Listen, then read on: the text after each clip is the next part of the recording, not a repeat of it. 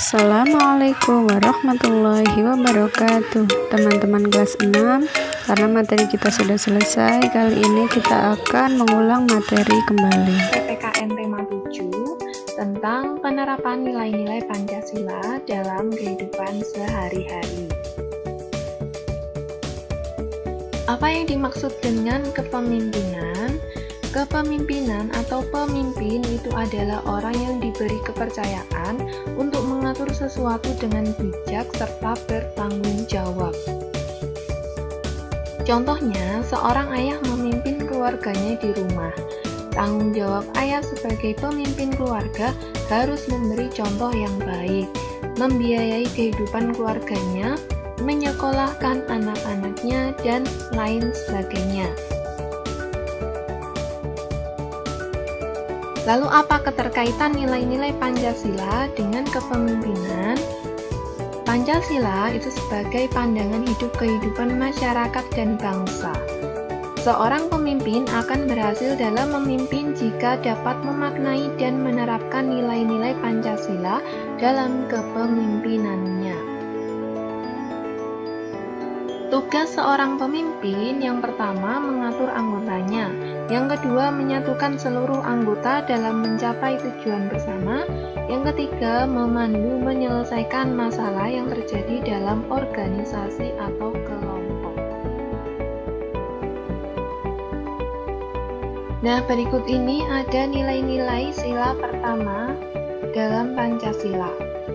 Yang pertama, percaya dan takwa terhadap Tuhan Yang Maha Esa. Yang kedua, mengembangkan sikap hormat, menghormati, dan bekerja sama antar pemeluk agama dan penganut kepercayaan yang berbeda-beda terhadap Tuhan Yang Maha Esa. Yang ketiga, membina kerukunan hidup di antara sesama umat beragama dan kepercayaan terhadap Tuhan Yang Maha Esa.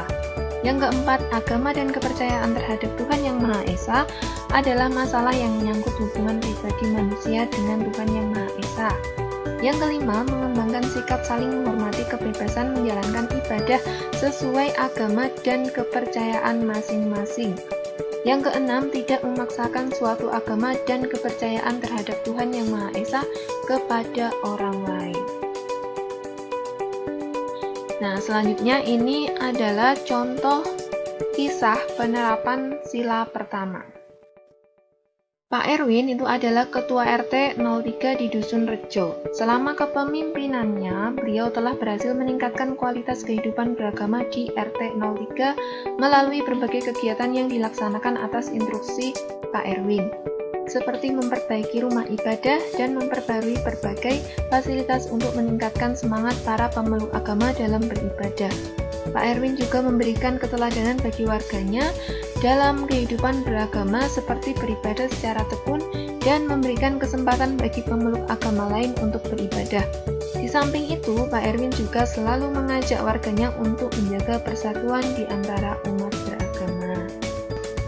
Nah, pada contoh kisah penerapan sila pertama tersebut, Pak Erwin telah melakukan penerapan nilai-nilai dalam sila pertama Pancasila, yaitu dia memberikan keteladanan bagi warganya seperti beribadah secara tekun dan memberi kesempatan bagi pemeluk agama lain untuk beribadah.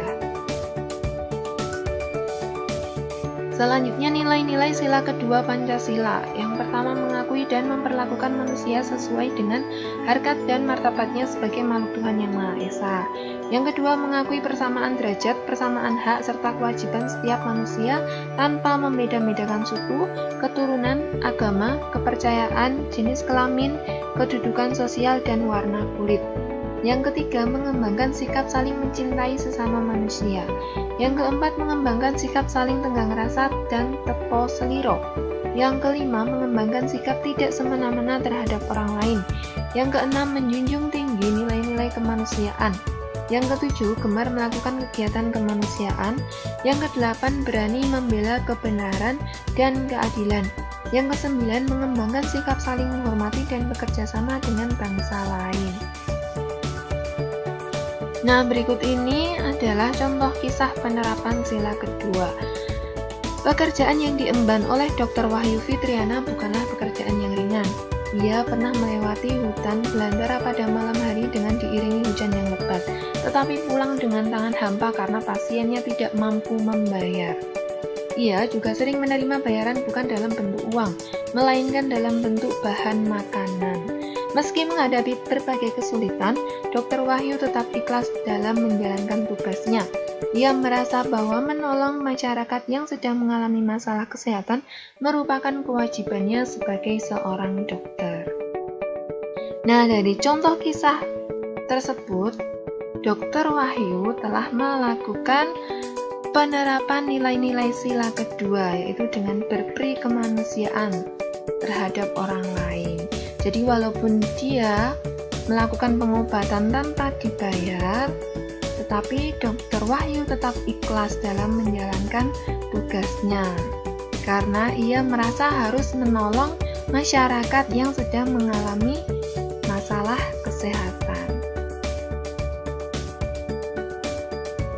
Selanjutnya, nilai-nilai sila ketiga Pancasila.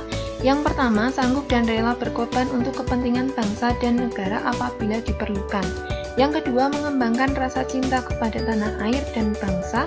Yang ketiga, mengembangkan rasa kebanggaan berkebangsaan dan bertanah air Indonesia. Yang keempat, mengembangkan persatuan Indonesia atas dasar Bhinneka Tunggal Ika. Yang kelima, memajukan persatuan dan kesatuan bangsa. Nah, berikut ini adalah contoh kisah penerapan sila ketiga. Desaku dipimpin oleh seorang lurah perempuan, namanya Bu Wati. Pernah suatu ketika terjadi pertikaian di desaku. Bu Wati turun tangan secara langsung untuk menyelesaikan pertikaian tersebut. Bu Wati mendamaikan pihak yang bertikai dan berhasil menyelesaikan masalah secara kekeluargaan. Bu Wati tidak ingin pertikaian tersebut memecah belah warga. Untuk meningkatkan persatuan dan kesatuan warga, Bu Wati sering mengadakan kegiatan-kegiatan seperti jalan sehat atau acara keagamaan agar warganya dapat hidup rukun dan harmonis.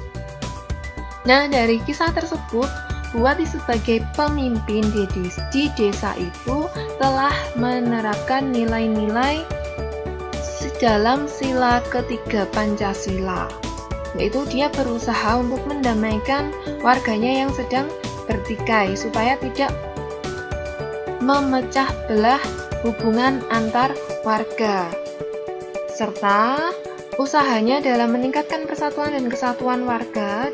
Beliau sering mengadakan kegiatan-kegiatan seperti jalan sehat atau upacara keagamaan agar warganya dapat hidup rukun dan harmonis. Selanjutnya, nilai-nilai sila keempat Pancasila. Yang pertama, tidak memaksakan kehendak kepada orang lain. Yang kedua, mengutamakan musyawarah dalam mengambil keputusan untuk kepentingan bersama.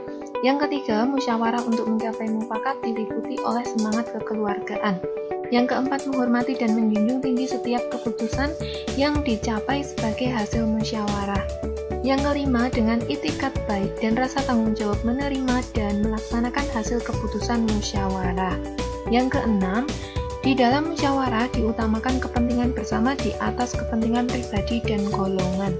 Yang ketujuh, keputusan yang diambil harus dapat dipertanggungjawabkan secara moral kepada Tuhan Yang Maha Esa, menjunjung tinggi harkat dan martabat manusia, mengutamakan nilai-nilai kebersamaan dan keadilan, serta mengutamakan persatuan dan kesatuan demi kepentingan bersama.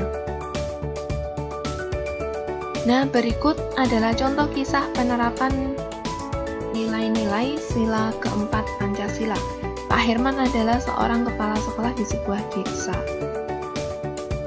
Suatu hari, Pak Herman ingin mengirimkan siswanya untuk mengikuti lomba cerdas cermat di kota. Namun ada masalah yang mengganggu pikiran Pak Herman, yaitu masalah biaya. Akhirnya Pak Herman mengadakan musyawarah yang diikuti oleh para guru. Berbagai usulan dari guru telah diterima dan menyepakati untuk melakukan penggalangan dana. Hingga akhirnya setelah hasil penggalangan dana terkumpul, siswa yang akan dikirimkan Pak Herman untuk mengikuti lomba cerdas cermat pun dapat berangkat ke kota. Nah, dari kisah tersebut, Pak Herman telah menerapkan nilai-nilai sila keempat Pancasila, yaitu dengan mengadakan musyawarah dalam mengambil keputusan. Selanjutnya, nilai-nilai sila kelima dalam Pancasila. Yang pertama, mengembangkan perbuatan luhur yang mencerminkan sikap dan suasana kekeluargaan dan gotong royong. Yang kedua, mengembangkan sikap adil terhadap sesama. Yang ketiga, menjaga keseimbangan antara hak dan kewajiban. Yang keempat, menghormati hak orang lain. Yang kelima, memberi pertolongan kepada orang lain agar dapat berdiri sendiri. Yang keenam, suka bekerja keras. Yang ketujuh, menghargai hasil karya orang lain yang bermanfaat bagi kemajuan dan kesejahteraan bersama. Nah, berikut ini adalah contoh kisah penerapan sila kelima Pancasila. Suatu pagi, ibu terkejut melihat Widi kembali ke rumah beberapa menit setelah berangkat ke sekolah. Widi pulang ke rumah karena karya patung yang harus dikumpulkan pada hari itu tertinggal di rumah. Karya patung Widi tertinggal karena ia bangun kesiangan akibat menonton TV hingga larut malam, sehingga ia tergesa-gesa ketika berangkat ke sekolah. Padahal ibunya tahu bahwa Widi sudah bekerja keras menyelesaikan karya patungnya sendiri tanpa bantuan orang lain selama beberapa hari. Lalu ibu menasihati Widi agar lebih bisa untuk memimpin dirinya sendiri serta bertanggung jawab. Kemudian ibu menyuruh Widi kembali ke sekolah dan menyemangati Widi dengan menghargai kerja keras Widi yang telah menyelesaikan karya patungnya. Nah, dari kisah tersebut, Widi telah menerapkan nilai-nilai sila kelima, yaitu karena dia telah bekerja keras untuk menyelesaikan tugas karya patung. Nah, berikut ini adalah contoh lain dari penerapan nilai-nilai sila dalam Pancasila. Yang pertama, berkata jujur ketika melakukan kesalahan, itu adalah contoh sila pertama. Yang kedua, tidak mengganggu orang lain saat beribadah, juga sila pertama. Menjenguk orang sakit, itu sila kedua. Menggalang dana untuk korban bencana, sila kedua. Bangga dengan keragaman budaya bangsa, itu adalah contoh sila ketiga. Kemudian mau berteman dengan orang yang berbeda suku, itu contoh sila ketiga. Melakukan musyawarah untuk mengambil keputusan, itu sila keempat. Mau menerima saran dan masukan orang lain saat berdiskusi, itu sila keempat. Tidak bergaya hidup mewah dan tidak boros, itu sila kelima. Dan suka bekerja keras, itu juga sila kelima. Nilai-nilai kepemimpinan dan contohnya. Religius, contohnya selalu berdoa dalam mengawali dan mengakhiri kegiatan, selalu mengucapkan rasa syukur dalam segala aktivitas. Kemudian disiplin, contohnya selalu melakukan sesuatu sesuai dengan yang telah ditetapkan. Contohnya tepat waktu dan menepati janji. Yang ketiga, pekerja keras, selalu bekerja seperti tidak mengenal lelah, selalu semangat dan tidak pernah mengeluh. Yang keempat, toleran, selalu baik dengan keluarga dan orang di sekitarnya, selalu memaklumi kekurangan yang dimiliki orang lain. Yang kelima, humanis. Humanis ini maksudnya adalah kemanusiaan, selalu welas asih atau kasih sayang terhadap keluarga dan suka membantu orang lain. Manfaat kepemimpinan yang baik. Yang pertama, menjadikan orang-orang di sekitarnya menjadi lebih mengenal Tuhan Yang Maha Esa. Meniru sikap pemimpin yang selalu bersyukur. Yang kedua, menjadikan kegiatan dan jadwal aktivitas di lingkungan yang dipimpinnya menjadi lebih teratur, sehingga orang akan lebih merasa nyaman di lingkungan tersebut. Yang ketiga, membuat orang lain dapat meneladani untuk menerapkan sikap kerja keras dan pantang menyerah dari seorang pemimpin di lingkungan tersebut. Yang keempat, menjadikan hubungan orang-orang yang berada di lingkungan tersebut menjadi harmonis. Yang kelima, membuat orang-orang di sekitarnya sangat menyayanginya, baik keluarga maupun tetangga-tetangga, maupun orang-orang di sekitarnya. Membuat beliau, pemimpin itu, disegani di lingkungan masyarakat. Ciri-ciri pemimpin yang baik dan contohnya. Yang pertama, rela berkorban. Yang kedua, mempunyai nilai-nilai keteladanan. Yang ketiga, disiplin, kerja keras, dan kerja cerdas. Yang keempat, pantang menyerah atau gigih. Yang kelima, mendahulukan kepentingan bersama. Yang keenam, mampu bekerja sama dan berkomunikasi. Yang ketujuh, kemauan untuk terus belajar atau terus memperbaiki diri. Yang kedelapan, toleran dan bertanggung jawab. Contohnya, yang pertama, kepala sekolah yang selalu peduli akan kesulitan guru dan murid-murid di sekolahnya, selalu mencari jalan untuk memecahkan masalah yang dihadapi oleh guru dan murid-murid di sekolahnya.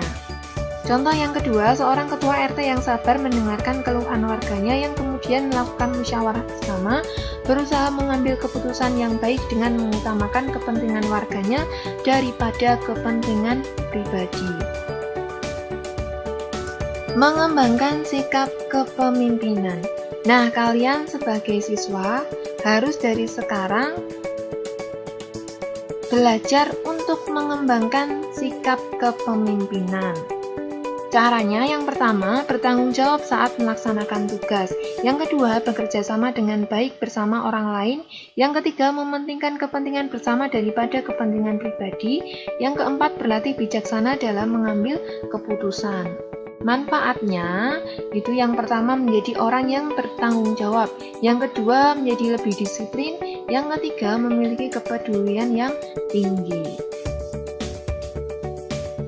Penerapan nilai-nilai Pancasila dalam koperasi. Koperasi itu didirikan untuk memajukan kesejahteraan bersama. Pengelolaan koperasi bersifat demokratis. Artinya, semua kegiatan operasional koperasi dilaksanakan secara terbuka dan dalam setiap pengambilan keputusan didasarkan pada kesepakatan seluruh anggota koperasi. Nilai-nilai Pancasila dalam keanggotaan koperasi. Yang pertama, mengembangkan sikap hormat, menghormati, dan bekerja sama. Yang kedua, menjunjung tinggi nilai-nilai kemanusiaan. Yang ketiga, mampu menempatkan persatuan, kesatuan, serta kepentingan bersama di atas kepentingan pribadi. Yang keempat, mengutamakan musyawarah dalam setiap pengambilan keputusan untuk kepentingan bersama. Yang kelima, mengembangkan perbuatan yang luhur yang mencerminkan sikap dan suasana kekeluargaan dan gotong royong. Nah, oke anak-anak, untuk materi tema 7 PPKN sudah selesai. Terima kasih telah menyimak video ini. Tetap jaga kesehatan. Wassalamualaikum warahmatullahi wabarakatuh.